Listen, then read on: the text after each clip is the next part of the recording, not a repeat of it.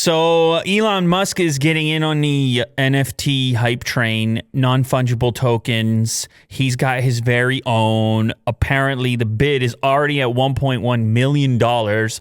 I'm not all that surprised. I mean, this is a fairly high-profile individual, particularly within those communities of individuals that would be interested in something like an NFT, anything blockchain related, anything technology related. And as he would normally do, he kind of approached it with a meme, with a joke. He released a song to go with a kind of like rotating trophy video. And the rotating trophy has there's diamond hands in the middle, and it says HODL, and it says computers, NFT all the way at the top. There's rocket ships involved. It has it's very memeable. It's a meme trophy. Sure. Essentially. But then there's also a song. Now, I don't know who produced the song. By the way, this tweet has 172,000 likes at this moment right now, 41,000 replies. You can play a little bit of it. 8.2 million views. You can play a little bit of it. Okay. It should be all right. So this might have something to do with him being the techno king. With like happened on the last episode, he got the new title. It says like vanity, you need this NFT, vanity, etc. So it's kind of making a joke about the NFT thing. You can pause it now. It's making a joke about the NFT thing while simultaneously participating and encouraging you to participate within the NFT hype. Now, the way it was listed was actually a little bit different from what I had seen previously. It was on valuables, so not the big platforms that we've seen in the past. This is a platform released by Cent, and it is a social media network built on blockchain. Now, if you click on it, it's not really all that pretty. If you click on the link listed for sale, up a little higher there, Will. Too far. Listed for sale. Maybe you just want to search for it. Listed for sale as an NFT on valuables, and the current highest offer is held by Sina Estavi, the CEO of Bridge Oracle. I think this guy has been involved in a number of NFT purchases. Now, if you scroll down here on valuables, you'll see the history of bids.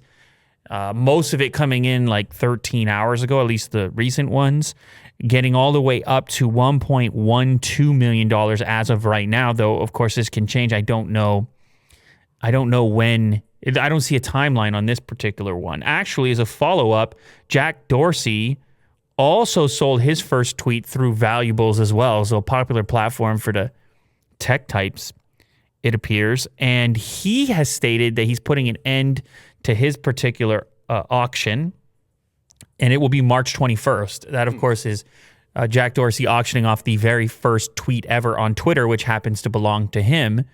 And I believe the bid there is sitting at $2.5 million. So it's kind of interesting to see NFTs as like a popularity tracker, but that seems to be a key component in the value of these things. It's like social media clout. Certainly for artists, that has panned out as well. You just have a bigger audience base.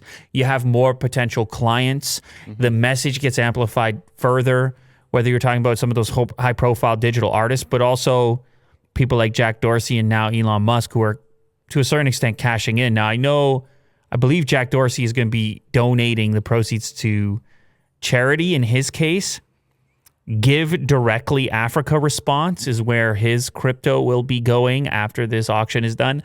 I don't think that Elon stated anything specifically about what happens with his NFT, and it's a bit different because in one case, you have the original tweet from 2006, which is obviously has some collectability to it. Mm-hmm. Granted, you'll be able to go see the tweet. The tweet remains in the public sphere. And then in the other case, you have something created by Elon Musk 5 minutes ago, or obviously last night. And it might very well catch up to the bidding. You can see it's Sina Estavi on this one as well. So I knew that name. Oh. This person is now on the hook for $2.5 million if it holds up on the Jack Dorsey tweet. And as it stands right now, another $1.12 million on Elon's latest musical/visual endeavor. It's a lot of ETH. Let me ask you something here, Will. This is the key question for you, and is what we're here for. you can only buy one of these two NFTs. It's either going to be Jack Dorsey's original tweet or Elon Musk's NFT song / rotating NFT trophy. The same price. If they were the same price. I mean the trophy with the music, right? I don't mind that. Interesting. You know? I'm surprised by that. Really? I thought you were going to go the other way for historical significance. Oh.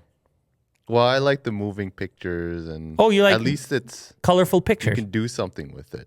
Interesting. Artists Interesting. can dance to it. Okay. So yeah. What about you?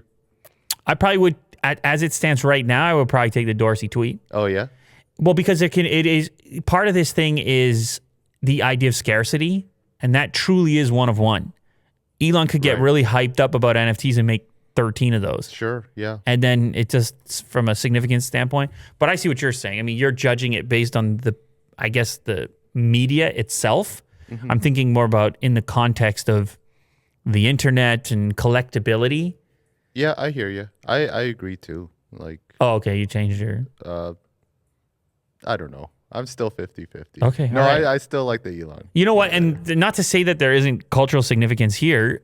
This is also, this could be a moment in history, but it's just the age of the other one for me. When it comes to collectibles, at least traditional collectibles, age matters a lot. Yeah. And 2006 feels like 100 years ago at this point. Right. And so if we were talking about, like, say, a baseball card or something like this, if you had a rookie card of a high-profile player and it was 15 years old, they tend to go up in value over time. Age just plays a role. I'm not necessarily suggesting that NFTs will map identically because they probably won't, but it's just a consideration. So anyway, that's my rationalization in a sometimes irrational segment. Apple brand loyalty has hit an all-time high, according to this particular study. And Samsung loyalty took a little bit of a dive. So this was Swell, SELLCELL, that ran this particular study. It was a total of how many respondents? 5,000 U.S. smartphone owners, 2,000 each of iPhone and Samsung. So that gets you to 4,000. And the rest was split across other brands. These are the people that the questions were being asked of. The question they were faced with is whether or not they plan to buy another iPhone next upgrade. Same question for Samsung owners. Do you plan to buy another Samsung phone next upgrade? 91.9% of iPhone owners in that study said they would buy another iPhone when the next upgrade came around. That's a high percentage, and it's actually up from 2019. So, yeah, brand loyalty. I mean, this is 5,000 people, but in this case, brand loyalty sees a bit of a raise. As far as Samsung is concerned, 74% of Samsung owners said they plan to buy another Samsung model, which is down from 85.7 in 2019. So these are they're so close to one another that given the small sample size, you could almost say it's pretty much the same as it has been previously. And there's a number of factors that play into this. Particularly, the first thing to remember is we're talking about the U.S. market specifically. That's an important characteristic, well, of any study, but specifically here where smartphone markets around the world do differ quite a bit. A lot of iPhones. And then on top of that, the whole ecosystem component. If you are a Samsung user and you say, you know what, I'm not going to buy another Samsung next time around, the variety of potential other Android options available to you, and add Apple to that if you're thinking of shifting platforms, it's a tremendous variety there for you that you may perceive. However, if you are deeply entrenched in the Apple ecosystem from the standpoint of a variety of accessories or software products like iMessage that are exclusive to one piece of hardware, that's a little tougher to untangle yourself and move on. For a Samsung owner to transition to a Google product or an Oppo product or a OnePlus product, it's less friction than for a person to switch platforms completely. Right. So I just wanted to put that piece in there. The reasons that iPhone owners gave for sticking with Apple, they said they like the iPhone best. That was 65% said they had no issue with it. 21% said the ecosystem answer, which I just explained. That's a high percentage as well. 10% said switching from iOS to Android would be too much of a hassle. That's a real thing. I hear people say in real life as well. And 8% say they prefer to stick with what they know. So you can see all those answers are kind of in the same way, in a similar category. As far as iPhone owners who do plan to switch to Android, those people do exist. There is a small percentage of them. I guess it's like 9% in this study. They say the reason that they would switch would be screen, camera, battery, etc. Just better technology. It's 38% of the small percentage that are willing to. They prefer the design of other brands, 26.4%, or the latest model from another brand has more features than the latest model of my current brand, 12.9%. They also asked respondents to just pick their favorite smartphone overall. The 12 and 12 Pro Max were up near the top. S21 came in third. It's 5,000 people in the study. It does not mean that the whole world agrees with this. That study has never been done, will never be done. But we certainly do know that both of these brands have a loyal fan base. And what can you say? That's a brand value right there. How about this one? Apple and others actually may have to pony up some dollars to Wikipedia. This is something you don't often think about. This is like when you go to Wikipedia and they're like, "Hey Will, give us a few bucks. This is donate, not for profit over here, and you're enjoying reading this. Give me $1, please." You know, that whole exchange. Well, I guess it turns out that maybe that model is not completely sustainable, or that maybe it was a limited time opportunity, or that maybe it should remain free forever for Willie Do with the option to donate. But big mega corporations that tap into the data pool that's there, and maybe they should pony up a few dollars for the enhancement of that particular platform, because they're using it in a commercial sense when they tap into that. When you boot up Siri or Google Assistant or whatever it happens to be, you can be pulling from Wikipedia on a frequent basis, and Wikipedia is sitting there saying, wait a sec, you're profiting off that, and what part do we play? But this is a common conversation, isn't it? I mean, you had the Australia stuff going on. India was looking into whether or not they were going to change the rules around how companies like Google and Apple operate through the monetization of content, and how much the producers of that content should be involved in that process and all the rest of it. So Wikipedia is kind of in the same spot. There is a new product from Wikimedia, the Wikimedia Foundation, called Wikimedia Enterprise. And Wikimedia Enterprise provides paid developer tools and services that make it easier for companies and organizations to consume and reuse Wikimedia data.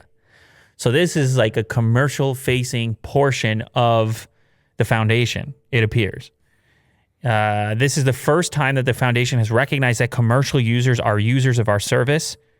We've known they are there, but never really treated them as a user base. Now, the upside of this is if there's a relationship that's figured out, presumably you could have greater support, tools, and even a tighter integration between the technology companies you interact with and Wikipedia's data set. So could be an upside. Hopefully they can strike a deal that works for all parties.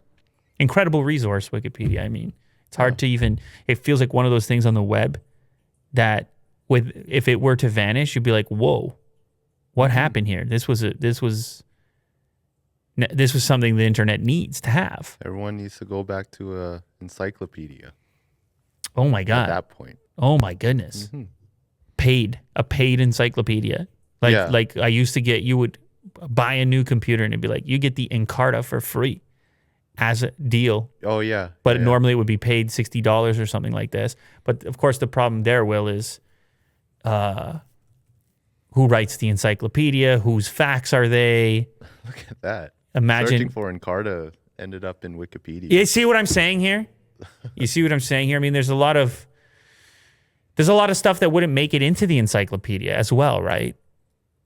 It would be a problem like what's happened with dictionaries. Like you go to look for the definition of a word, 17 different places pop up, and you end up just using the Google related. That's the argument, is like Google is sourcing those results for somewhere, but you're skipping having gone to the site. Even in the case of Wikipedia, if you go back, like you can read mostly what you want to get. Microsoft Encarta was a digital multimedia encyclopedia. You did not click through the page. Anyway, there's a lot of conversations about how this is all going to map out, and disputes are constantly ongoing. But anyway, I'll just say Wikipedia, wonderful resource. Hopefully these tech companies can just throw a few bucks, a little tip here and there. I don't know. Sure. Build a relationship. Maybe it's possible. OnePlus 9 Pro is going to be upon us here very shortly. We were talking about how OnePlus is basically just leaking these things. I mean, they just show it to you. They're like, yeah, we got an event coming, but here's a phone. We'll show it to you a week and a half in advance, whatever it is. I mean, they've been showing it to us even before that, but now we see the whole thing, including all kinds of specs. We got, I think Pete was showing off on his Twitter account, like screen specifications and things like this. Latest one is technically a leak because it didn't come from the OnePlus CEO's Twitter account, but this would be pretty nice. Apparently, the OnePlus 9 Pro model will boast 50-watt wireless charging, which has some pretty fast wireless charging. You have phones that don't charge wired that fast. Now, there's some variety of opinions on this. Some people say, I don't want to be charging my phone that fast and degrade my battery life or long term, this and that. I don't care about those arguments, Will. No. I want to charge my phone quickly, especially in an emergency type situation. I forgot to charge it. I got to bounce. I got to leave. Yeah. And when you combine the convenience of wireless, not looking for a cable, just a spot where it lives, and a quick entry, and then the speed associated with it as well. You can have that thing in the kitchen. You just hit it, 50-watt wireless, you're ready to go. Yep. You don't need to wait for 100%. You just zooming straight up. So I think it's a feature that I look for. It's a feature that matters to me. Fast charging in general, and then fast wireless is a bonus. And it's a differentiator because a lot of these other brands have moved away from really talking about charging. The big flagship brands that are no longer including chargers, they're not competing on this spec because it would be an accessory for them. Now, I understand the wireless charger in this case will be an accessory, but it will be part of the conversation around fast charging, and they will include a power brick. They already confirmed it. So they can say, we're going to give you this really fast. They can talk about fast charging because it's in there. Because they can. Because it's in the box. Yep. Google Go passes 500 million downloads on a Play Store. You know about Google Go? Well, no. So heard of them before. Yeah, so it's actually, you probably heard of Android Go. Android Go is the lightweight version of Android for lower spec hardware in emerging markets. Now, one thing I don't know why it never ended up on my plate, but okay, you're going to have all these other applications that have a similar approach to the entire operating system if the goal here is to provide a lightweight experience. And so that includes the browser. It includes, what was the one I was talking about the other day? Even third-party apps like Instagram Lite, that will be a little bit more lightweight, run a little bit more smoothly, and utilize less data. And so that's what Google Go is. It's the Google equivalent for Android Go. So this particular number, as far as hitting 500 million downloads on a Play Store, is indicative of the popularity of Android Go, the lightweight Android, because it ships on it. But then it's even well above the number of people are also downloading the thing on its own. I see. They're also downloading Google Go. Maybe they just want a lightweight experience. Believe it or not, it used to exist as something called Search Lite, which debuted in 2017. I can't believe I didn't hear about it, but I mean, you can utilize such a thing if you choose to. Designed for people with slow connections. So it's a nice little utility for you. I don't know, you're in a spotty situation or you happen to have a slow connection. Just be aware there's an option for you. Reach for Google Go and have a more lightweight experience. Xbox recently put out their new wireless headset, which we spoke about on this show prior to the launch. I said I like the design. I like the look of it. We actually have it here. It has arrived? Yeah, yesterday. Yeah, so we'll be taking a peek shortly. In the meantime, I read through some initial thoughts here over on Ars Technica from Sam Machkovich. And he's got some interesting takeaways here. One thing that I'm most interested to check out is the technology on a firmware level based around muting the microphone automatically. Because you know how this is, right? Like, this is a huge issue when you hear the people with the chatter in the background or someone's yelling in the background or there's music in the background. It's so trashy sounding and crap. Now, there have been software-based solutions to try to figure this out, but the integration here is a lot more sophisticated. And like I said, it's on a firmware level, apparently. So it's right within the, let's see the way that he phrases it here specifically. I synced my headset to Windows 10 PC and ran a few audio recording apps to verify how this firmware level default works. While leaving the slightly bendy microphone in its default position, hovering on the left cheek, the mic has two behaviors. It will wait between 3 to 5 seconds after speaking loudly to mute itself. So if you've been silent for 3 to 5 seconds after being actively engaged in a conversation, it will automatically mute itself. If, however, it's awoken by a shorter loud sound, like a sniff or a jostle or something like this, then it will mute even faster within 1 to 2 seconds. I left it recording during average breathing without it triggering once. And this is what I was worried about, because I tried this technology on the recent Galaxy Buds product that had that auto, because I was thinking about how this would work out in daily life as well.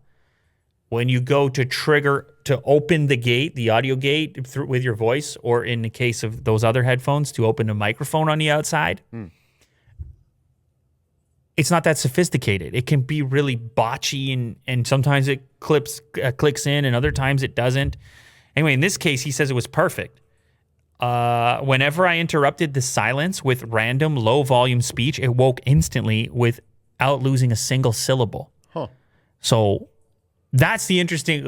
It's like one tech thing that I noticed on there that I really want to try out, because I think it does have implications for headphones in general when it comes to transparency modes. I would love to have that really nice software. Now, keep in mind, it's a bit easier on a gaming headset to achieve a feature like this because the microphone is sitting right by your mouth. Right. Whereas with a pair of earbuds, obviously, it's a little bit further back. Either way, overall, he says they're pretty good from his point of view. For the price, it's around $100. They use 2.4 gigahertz to connect, which could be nicer than Bluetooth in certain circumstances. So I'll try them out myself, see what we're dealing with. It is a first-gen product, keep it in mind. But the design, I'm a fan. The mic is not removable. It actually bends up into place. There is something nice about getting a first-party accessory, though, that everything's supported out the gate, no external attachments or adapters. It's just ready to go and working. Seamless. Google has cut App Store fees for developers on their first million in annual sales. You may recall this topic of conversation around the time that Epic started complaining and saying, hey, this is not cool, this is not fair. And then Apple made a similar decision to basically say, look, Epic, you're suggesting that this is hurting developers. Why don't we just give a boost to those little developers that you're claiming to be fighting for by limiting our cut for them and not for you? Because guess what? You build more than $1 million in annual sales, and it ain't even close. So Google's following suit, and it actually kind of took a while when you think of it that way. Google announced Tuesday it will cut Google Play App Store fees to 15% on the first $1 million a developer makes on Google's store per year, starting on July 1st. After that, it goes back up to the standard 30% fee for in-app purchases and downloads. And yes, this is following Apple's decision, which came in December. And that's pretty much it. It's if you're a small-time developer, you can keep a little bit more of your proceeds, a little bit more of your revenue, as opposed to sending it over to Google. I think it's a good move. I think that's exactly the group that needs it, and where they may dig their heels in. They may take the extra 15% that they were giving to you, hire some more people, advance the app, do a little bit more marketing, reach that $1 million goal, and then end up paying you the 30 points anyway, as opposed to bailing, being like, we can't handle it. And so it may actually act as a sort of stimulus to those individuals as well. But let's not assume that that was the only motivation. Let's assume that they're also gearing up for a variety of lawsuits, just like Apple and Epic. And they're going to sit there and point and say, no, look, we're nice to the small guys. We're nice to the small guys. Speaking of app development and app-related news, how about this article? Which apps are most likely to be sharing your personal data and how much? Now, you want to take any guesses before we scroll down? Did you read this article? No, I didn't. Don't take any guesses. The number one app, can you name the number one app that's sharing the most personal data from you if you use it? Say Facebook? You're close. It's Instagram. Instagram. And it's Instagram by a lot. Number 2 is actually Facebook. Oh, okay. Some might be surprised to find out that it's WhatsApp actually number 3. It's actually Instagram that's more leaky than Facebook. Like, that's kind of surprising. You would think. But Instagram is just this shopping machine. It's just, if you've ever had this experience, I mean, obviously these companies, they trade data. And you've had this experience where you were Googling a product and then you're scrolling Instagram. It's like, oh, there's that product. It's very specific. Yep. And it's actually kind of scary. Yeah. And if you're thinking about, okay, what does the data set look like that Google has? Well, okay, that's one thing. You look in there and you see it can map your age and this and that and all the rest of it. But then you think, oh, what if all these companies pool that data together? Now, how comprehensive is that picture of myself that they have? Yeah. And so this matters to advertisers. It matters to sellers of goods. They want to know as much about Willie Do as possible so they hit you at the right time, the right moment with the right thing. And it works. And it works. And then you end up pulling the trigger and buying things. Oh, man. So 52% of all apps that they studied in this particular test, by the way, the website peakcloud.com, 52% of apps in this were sharing data with third parties as a whole. There's a nice little chart, and you're probably going to have to zoom into it, though, that showcases what exactly is being shared and how much. So percentage of personal data collected that is shared on Instagram with third parties is 79% of data. This includes purchases, location, contact info, contacts, user content, search history, browsing history, identifiers, usage data, diagnostics, financial info. That is a laundry list right there. There's a few things in there. Facebook coming in at number 2 is 57% of personal data collected is shared with third parties. And it's a similar list to Instagram minus search history, browsing history, which is an interesting one because I feel like that's where Instagram really gets you is when it's integrating your browsing history into your advertising over there. Mm-hmm. LinkedIn comes in at number 3. How about Uber Eats at number 4? Yeah, easy, Uber really Eats. Invasive. Just trying to catch a meal over here. In the case of Uber Eats, you have purchases, location, contact info, search history. Search history, identifiers, usage data, and other data, which who knows. Moving down the list, there's YouTube Music, eBay comes in at number 10. Scroll a little bit further. TikTok is actually in number 12. Reddit, number 15. Snapchat looks to be the lowest of the social media companies at 17. Not sharing too much of your data. CNN, Hulu, Roku. Now, obviously, they did not. Twitter, I take that back. Twitter's all the way down at number 28 as far as social media is concerned. They're sharing very little of your data with third parties. So this is just something to keep in mind. Privacy is increasingly this topic of conversation. Increasingly, people are becoming aware of how valuable their data is. DoorDash, shout out DoorDash, all the way down at number 49, sponsored his show. It's interesting to know. How can DoorDash basically, let's see, it's only one icon. The only piece of information is identifiers. So it's a lot less than something like Uber Eats. I don't know how Uber Eats makes the case that they need to share your purchases with third parties, right? Potential advertisers. There's so many ways to monetize this stuff. Mm-hmm. But you take an app like Instagram, they're sharing 79% of your data collected, and then scroll down to Twitter in the 28th spot. It's down it's 20% that they're able to get away with. And I mean, companies like Walmart are down at 14%. So there are ways to do this. It all depends how much it matters to you. You are valuable, Willie Do. Your data is valuable, and these companies are figuring out ways. Now, I just want to put one other thing out there because this sounds very doom and gloom. there is an argument around the sharing of this data and how it potentially enhances your internet experience. And let me just paint the picture. Let me just make the case. You're on Instagram. Instagram is talking to Google, let's say. They're just sharing information back and forth, search history, browsing history. All of a sudden, you get this quick video in your feed, which is relevant to you, and it's a product you've been researching. Now, some people think this is so creepy. Don't do this to me. I don't want this. But you have to think about what will be in its place. Mm-hmm. You can't just think about it in isolation like it's either that or nothing. No, Instagram is not going to exist as a service with nothing. Mm-hmm. That's just not reasonable. So it's kind of like how it was watching TV when you were a kid and getting stuck with some ad that's completely irrelevant to you. Yeah. And actually harmful to your experience. So this is not cut and dry. It is not black and white. It is very difficult to figure out dynamic systems that are capable of, now they could go more basic. They could make it very demographic driven, but that comes with its own consequences in assuming that you might like something. It's very complicated.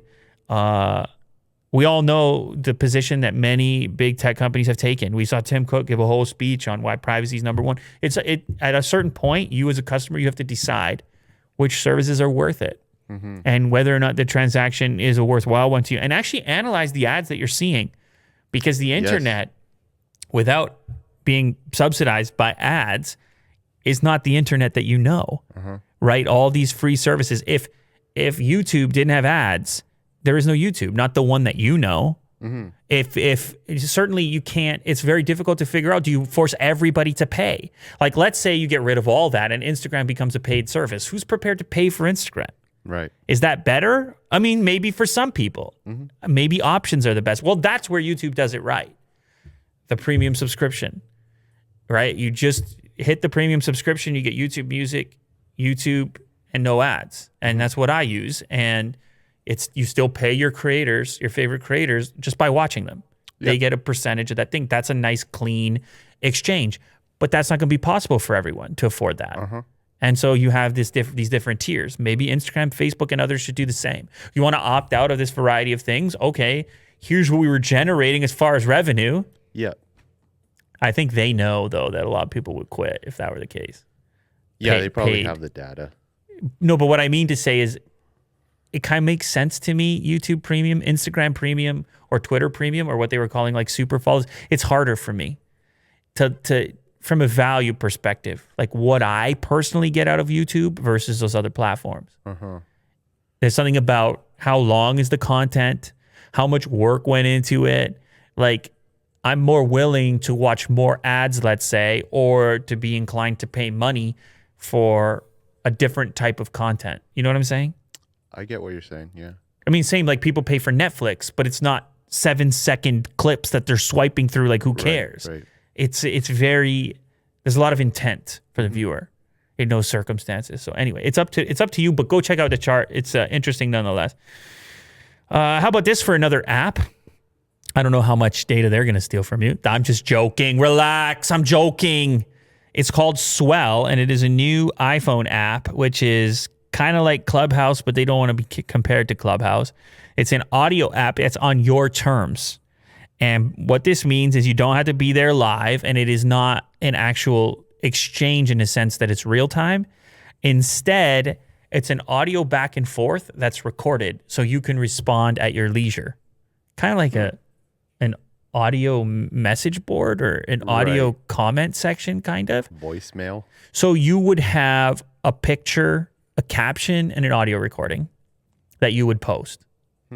So no need for video. Maybe you don't want to do video. Maybe you just have a thought, or maybe you have a discussion point, or maybe you want to read some poetry. I don't know, Will.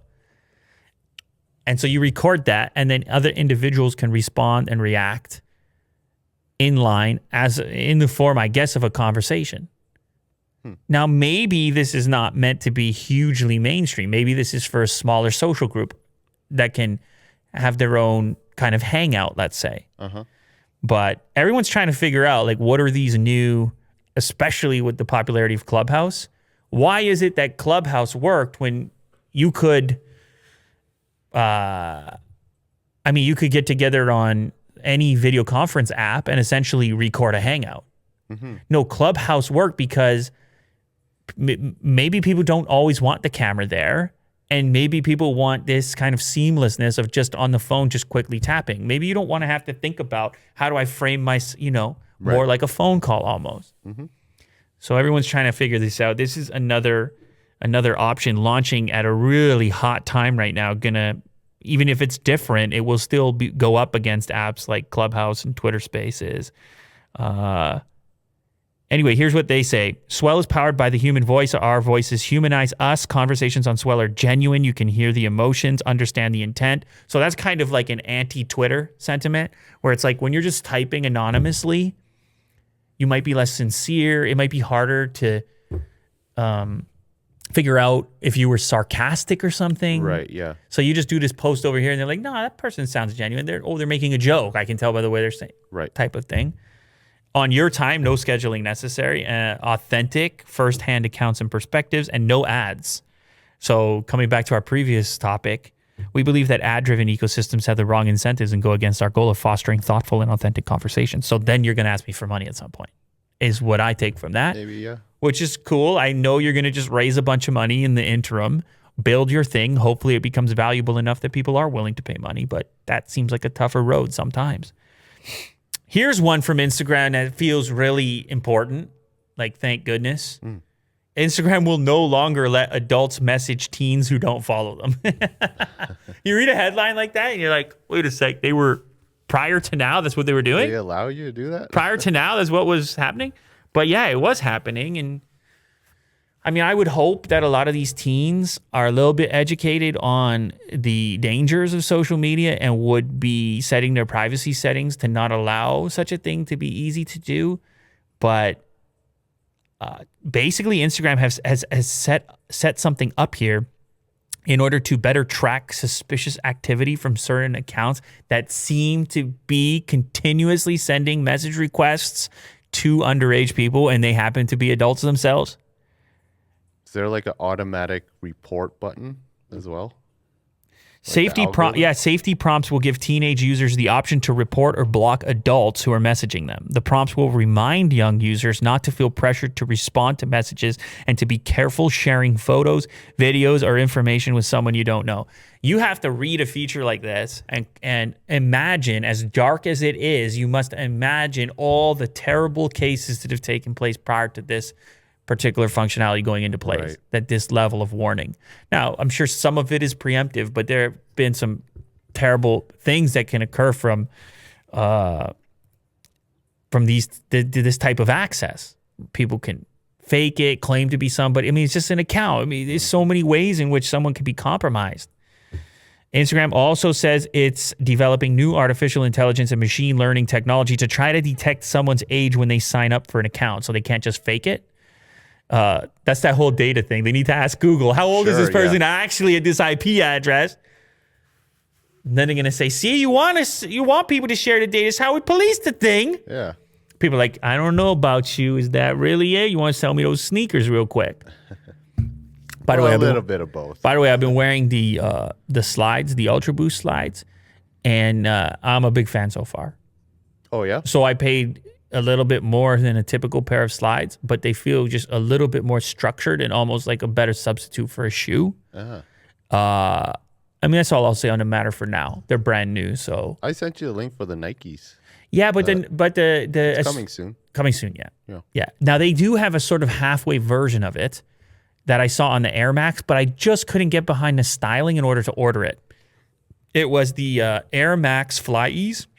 Right. Which you can buy right now. And it's not the same thing as the full-out FlyEase that you were talking about or that everybody's talking about. Like, look at that thing with the big giant wing on the back. Oh. It's, from a functionality standpoint, I can get behind it, right? You don't have to bend over. You just slip your foot in and to go take it off. It's not as... What? Go ahead. Oh, you hate it. Well, the wing looks kind of ridiculous. Oh, yeah, the look. I know, the styling is the problem. I almost want to buy it just to try the slip-on effect, though. I see. Yeah. But, I started thinking, this is me just being way too logical about it. But I was like, you know what I do sometimes is I'll sit back and cross my feet one over the other. Now, normally I'm not wearing a shoe when I'm doing that. Normally it would be a sock, and that's fine. But I'm thinking, if ever I had to do that when I'm sitting on the recline over there, I'd be stabbing my shin with the wing on the back of the other heel. Oh, right, yeah. But anyway, they have a few different products. So there's the, what is that one called? The Metcon? It's like a weightlifting or workout type of shoe, Metcon 6. And they have a FlyEase version. There's a basketball shoe with a FlyEase version. So that's their new line? So they're kind of trying to say, yeah, we're good. It's accessibility. And you know what, Will? I'm not going to get all sentimental with you right now. What the heck is this? That's a different technique. It's at the back? That tightens the thing on the front side where the tongue is. I'm not going to get fully sentimental with you, but there is more to this than just people being lazy, like myself, or maybe not lazy is not the right word, but like wanting a more efficient way of putting a shoe on. Sure. There's a real story around accessibility for people who have difficulty putting their shoes on. Really? Like might have a disability or something. Oh, okay. And I watched a couple of videos and I was kind of blown away how some of these shoes mean that a person can get their own shoes on that previously would have had to ask somebody for help. And they have an actual sneaker that ties up. So there's a story there. But the Nike Go FlyEase is obviously the most advanced version of such a thing. And we're going to have to still wait on that unless Nike can speed things up. We'll see. But in the meantime, there are some options out there, like kind of halfway versions of it. I mean, the black one looks really good. Yeah. The one that I sent you. Coming soon, man. Cool. Super interesting. Try it out. Let's do it. Oh, I think, did you spot that? This was in that video there. The person has a prosthetic. You see what I'm talking about? Oh, okay. They really are trying to send the accessibility message here. I gotta say, like, I can get behind that, man. That is cool. That it's a thing that I'm telling you, you don't think about it. Yeah. I don't feel when the thing first came out, all the headlines, the buzz style, hype style headlines, it didn't take any of that into account.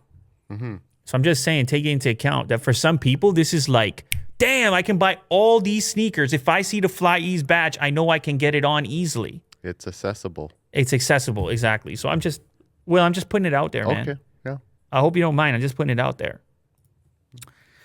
All right, sticking with the privacy topic, which appears to be a big thing today. Tinder is going to introduce in-app background checks. Think about that for a second.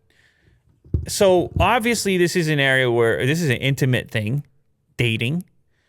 I don't know anything about it, but it's it's an intimate thing, the dating. I'm not dating right now. Well, hate to break it to you, ladies out there. I love it.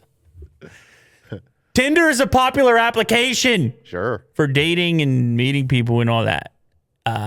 However, it could be a bit sketchy, I guess. Just a touch sketchy. Meeting up with a random person. What do you got? You got a photo? What do you got? Yeah, that's pretty much it. What, you got a photo? Oh, cool. Okay. Yeah. Meet me here.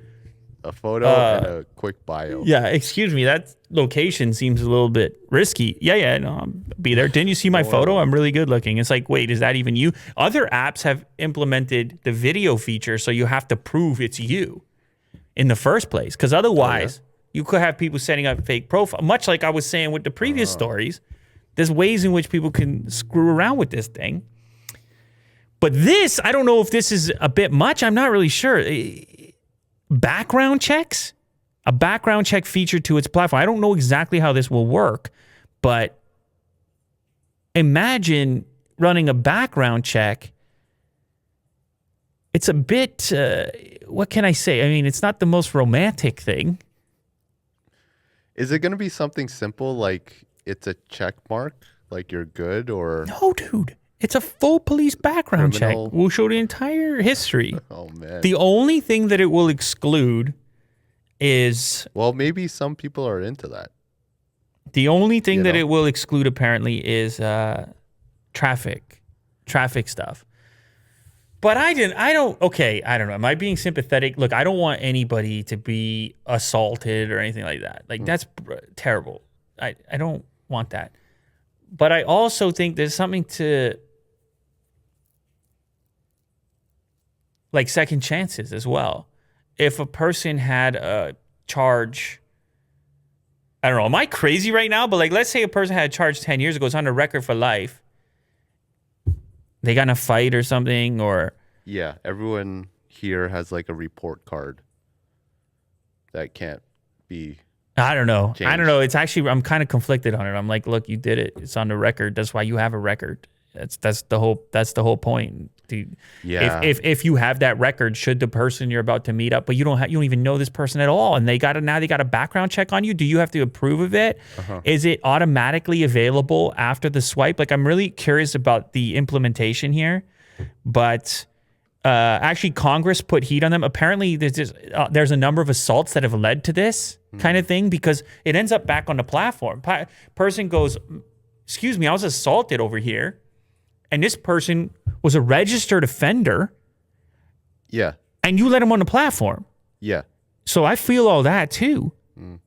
But it's just a real tough one to figure out whose job is that and how easy should they make it. And then once you put the feature in, how do you not do it? Right? If you're a prospective, if you're about to meet up with somebody, and how do you justify not doing the background? So now everybody's running background checks on everybody to meet anybody. Because all of a sudden, your friend's going to call you up and go, I'm saying if you're like I don't know, a 20-year-old woman or something, your friend's going to call you up and say, you didn't run a background check. No, they're going to blame you if something goes wrong because the feature was built in there. Sure, yeah. Yeah, I think... health and safety is more important than like awkwardness. But wait a minute, I didn't mean it as an awkwardness. I didn't mean it like that. Yeah. I meant it as a way in which we approach humans and situations. Sure. That like, hi, nice to meet you. Can I get a background check? Whoa. Whoa. Like it really makes things very structured, cold, and polar. Yes or no? Like, there's not very much nuance in there. Yeah. I get it. Look, obviously it's a lot of situations that would lead to such a thing. Funny enough, the company behind Tinder, Match, they have all the dating sites. I mean, like most of them. They got a bunch of them. They invested in the background check company. We recognize corporations can play a key role in helping remove those barriers with technology and true collaboration rooted in action. Match Group, Tinder's parent company, is going to include the feature across all of its platforms at a later date. The background checks company was founded by women and collects public records of violence, abuse, arrests, convictions, restraining orders, harassment, and other violent crimes to create its reports. A 2019 investigation by ProPublica found registered offenders on many of Match Group's free platforms. Yeah, it's a rock and a hard place. It's super hard. You want to run this operation. You want to make money. You can't have these reports coming out. So you have to put these features in place. They also, in 2020, put a panic button feature that would immediately store information about a date, including location data, and alert emergency services if the button was pressed. Willie Doo's on a date? all of a sudden, the phone is on the table, panic button ready to go. They're like eyeing you down. I was like, hey. Yeah. You're like, no. I promise. You trip, fall, land awkwardly. They hit the button. You were trying to get near me. Cops are right outside. Difficult is a difficult topic, but yeah. There's certain circumstances. Dating is hard in 2021. In 2021, I mean, there's certain circumstances where I look at something and I say to myself, I'm kind of glad I didn't even have to think about it. You know what I mean? It really truly is a luxury to not even think about it and it's not possible to not think about it now, hence the article, hence the feature. So now you had to go into meeting people with the utmost concern and skepticism, and that's how you're going to approach things. And hopefully everybody passes their background checks. Walmart has its own streaming stick coming out, and it's got Android TV 10, and you probably noticed it's packing Google's remote, their reference design, which is kind of interesting. I didn't even know there was such a thing as following their reference design for Android TV, but there is. This one right here? Yeah, it's a different color. But do you recall from the latest Android TV stuff? That's the remote. Is it? Oh, I thought it was a little smaller. But smaller? Well, if you saw in the pictures, this is barely bigger than the Power Brick. What was it called again? The Chrome streaming. The what? Oh, it used to be called Chromecast. They don't call it that anymore, right? Yeah. What was it called again? Chromecast with Google TV? Yeah, they call it Google TV now, I guess. Anyway, there's a remote. Whoa! Their website is too dynamic. I can't even get a good look at it. But it's certainly the same shape. Sure. Has the same buttons, give or take. It's very close. I guess they added... What did Walmart add to it? Go back to the... they added a Disney Plus button and an HBO? HBO... It's not Max, is it? I don't know. They added a couple of shortcut buttons on there, but... Oh, yeah, it is. It's roughly the same layout with this circular section and then a big assistant button. And presumably, Walmart's product is going to come in at a cheaper price. You can see the stick itself. By the way, it's called ONN, O-N-N. I'm not sure about the name. The stick itself is quite small. And apparently, it's going to come in for a lower price point, or at least that's the speculation, because it's only capable of 1080p 60. So it's not a 4K capable device.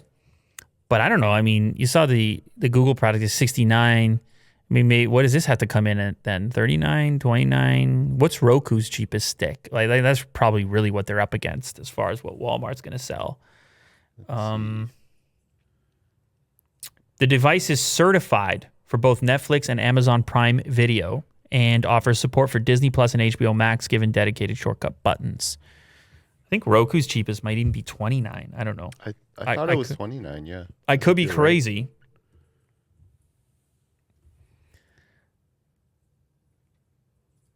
You're looking at TVs instead of... you're better off to just go to Amazon, but streaming players, yeah. Good. Roku's like, how dare you, Will? Roku's like, oh, you don't happen to be running a show right now, do you? Because our site's going to be kind of slow at the moment. Yeah, that's why I always go straight to Amazon. You can't trust this stuff. Plus, Amazon might have a lower price. They often have promos on Roku products. So here we go. Bingo. 47, that's not the cheapest. 29, there it is. Roku Express. And that's also not going to be 4K. And the remote layout is going to be a little bit different. But anyway, probably this is similar to what Walmart will be targeting with their offering. They may want to come for this. Come do battle with Roku. But instead, packing Google's tech. Chinese scientists challenge Google's quantum supremacy claim with a new algorithm and a bunch of GPUs. I don't know if you recall a while back, but Google in 2019 said its Sycamore processor did a task in 3 minutes and 20 seconds that would take a classical supercomputer 10,000 years to do the same. Right? So this is the whole quantum supremacy conversation. Can it mine ETH, though? That's right. That's the real question. Well, it is. It is. Funny enough, it is, because the researchers in this case actually used 60 GPUs and took a different approach and different algorithm and were capable of turning the 10,000 years previously referenced into 5 days, which is not 3 minutes, to be clear, but it's not 10,000 years Yeah. either. It's actually closer to 3 minutes than it is to 10,000 years. So they used, 60 GPUs. There's a picture of it. It does look like a mining rig, kind of. They're using NVIDIA V100 and A100 graphics processors for the experiments. You guys scroll down a little bit. You'll see Good. the GPUs. We have a subscription to South China. Oh, do we? You're just not logged in, I guess. Okay, hold on. South China Morning Post, by the way, is a Jack Ma product, part of Alibaba, and a follow-up, a story that we're going to get to here, maybe 2 tabs from now. You're not going to log in, are you? Well, you don't need to see it. It's a picture of a mining rig that they used in order to defeat the original. They think they can do even better, and I mean, it's certainly not a quantum computer, but they're saying that the gap between Google's quantum computer, the Sycamore in this case, and what you can achieve with classical computers is not as vast as they had originally represented, which has, of course, all kinds of implications. All right, next up. Signal's encrypted messaging app just went dark in China, stopped working in China. And it was one of the few Western social media apps that was accessible in the nation. Kind of surprising that it was accessible, though, because the whole point of it was encrypted messaging that no one else can get their hands on. And it seems that stuff doesn't normally fly in China, right? Normally. Anyway, so it has gone dark in the nation, according to reports from TechCrunch and Reuters. The app, which is often used by reporters and anyone needing privacy, obviously, has been unavailable in mainland China since early this morning. The website, as well, was blocked as of March 15th. So it sounds like it's a wrap for Signal in China. It had been installed 500,000 times in the nation, which isn't all that much compared to the 1.1 billion users of WeChat, the dominant messaging platform in China, but it is still something, enough to put it on the radar of the regulators over there and apparently take it down. I believe that the app is still available on Apple's App Store. It is. So the government hasn't yet ordered Apple to remove it. You can still use it via a VPN if you really need to, but I guess it's unfortunate. I mean, you want people to have options over here. Yeah, what about Telegram? Do you think they're next? I don't know if Telegram is even currently available in China. No, eh? No, I'm not sure, but you can check. Can you use Telegram in China? It could be another option for people. You're correct. Yes, Telegram is blocked in China. Oh. The messaging app and his website were censored in 2015 after a distributed denial of service attack on its servers in Asia Pacific, which some believe to be a state-sponsored act. Whoa! You hit it. You were like, I just have a simple question. I and know. Then, It went heavy. They hit you with the full deal. Anyway, you Very can look direct, into it. though. You can look Good into job. it yourself, but good luck, ladies and gentlemen. All right. This is the story I was talking about regarding Jack Ma and Alibaba. Apparently, there's even this crackdown thing continues. The leadership there has advised, I think, Jack Ma to divest some of his interests in media companies, media-related companies, including social media platforms like Weibo. And they're like, it's too much power in one place. They're like, it's cool. You can do the thing with the shopping and the commerce, but then you want to do the finance. And they're like, no. And now they're sitting there looking at it and they're saying, oh, yeah, also that other stuff, all the media-related stuff. Because it's truly, and it's kind of shocking. I guess it's the same here. It's the same elsewhere. Yeah, if you get too powerful. But it's other more. But it's entities what I'm that- saying is it's more. When I was there, it was like, that's a 10-cent company. That's an Alibaba company. Like, I really didn't hear about any other companies. Huh. It really felt like a 2-horse race over there. And now I'm sure I'm missing one or the other in tech. There might be there's a few other players. ByteDance. ByteDance is on its own, but you'd be surprised all the sub products under those brands. And I know that you have Amazon here and you have Google and Facebook. But you see already I'm naming more players already. And so I kind of understand as far as it would be phrased differently. They would be, it's for the customer. It's Sure. So we don't have monopolies. I think the difference is the way the government is established, it has a kind of a different look to it when it takes place. We'll see what happens, but the article seems to indicate that some moves are going to have to be made.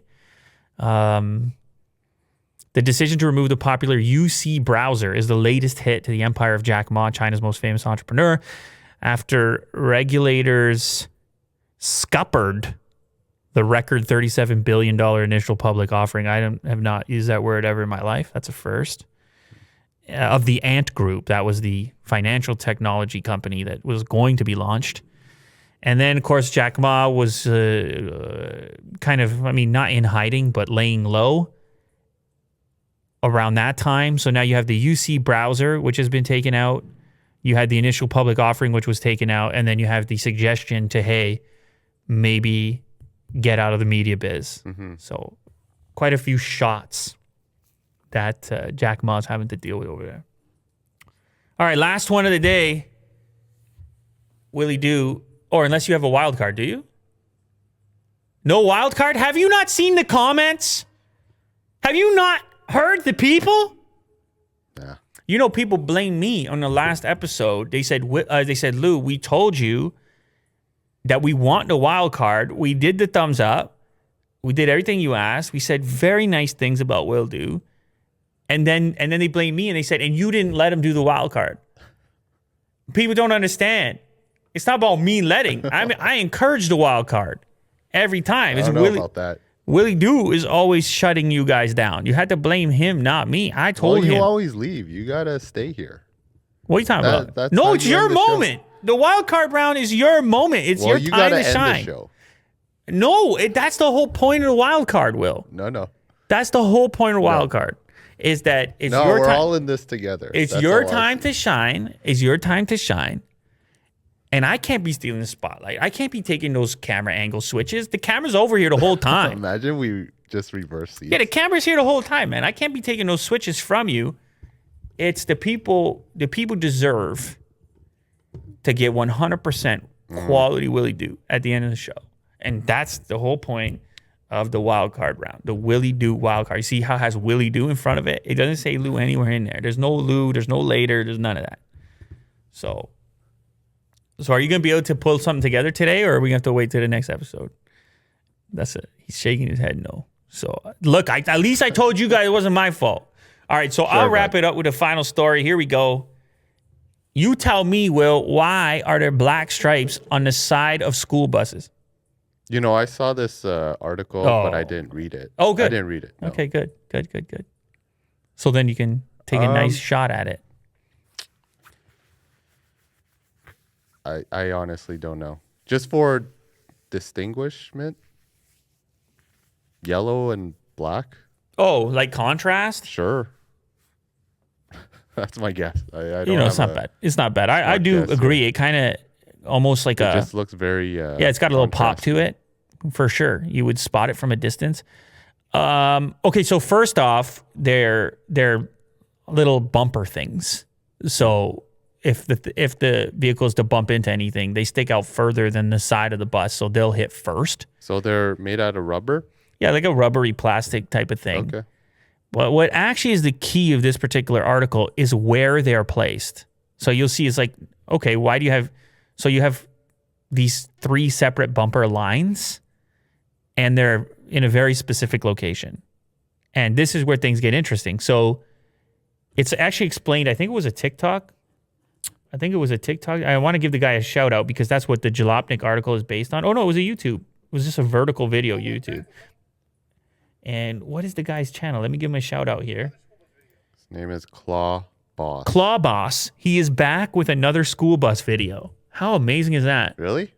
All he does is school bus I don't know if it's all he does, but he said he's back with another school bus video. Okay, I'll tell you. Oh, wow. He is a school bus channel. Oh. Incredible. Anyway, so he has hit it big on this. Oh, this is an old video which just started going viral, I guess.